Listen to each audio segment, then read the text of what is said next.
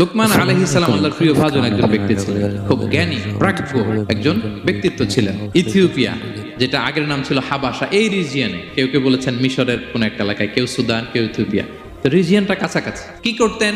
বেশিরভাগ তাফসিরে এসেছে তিনি মেষ পালক ছিলেন, ছাগল চড়াতেন, এবং তিনি দাস ছিলেন। মুক্ত জীবন তার ছিল না। তিনি একজন মনিবের আন্ডারে তার ছাগলগুলো মরুভূমিতে যেয়ে চড়াতেন। মজার ব্যাপার হচ্ছে, সারা দুপুর, সারা বিকেল, সারা দিন ছাগল চড়িয়ে আসার পরে লোকমান যখন বাসায় ফিরে আসতো, তখন এলাকার লোকজন সবাই লোকমানের কাছে জড়ো হতো, আর উনি তাদেরকে তার প্রজ্ঞা, তার বিজ্ঞচিত কথাগুলো শেয়ার করতেন, শোনাতেন, এগুলো বলতেন। তো এগুলো দেখে লোকমানের মালিক অবাক, কিরে, আমার কাছে এলাকার কেউ আসে না, কিন্তু আমার দাস দেখতে কুৎসিত কালো, এই লোকমানের কাছে সবাই এসে ঘিরে থাকে, কি ওর কাছে কি পায়, কি আছে ওর কাছে? তো শ্রোতাদের কয়েকজনকে ডেকে বললো, ঘটনা কি, তোমরা সবাই লোকমান সন্ধ্যাবেলায় ফিরে আসলে তার পাশে জড়ো হও কেন, কি পাও, কি ওর এত বিজ্ঞতা, এত জ্ঞান, এত প্রাজ্ঞতা কিসের দেখি? তো আজকে সন্ধ্যাবেলায় ফিরছে, উনি বলতেছি,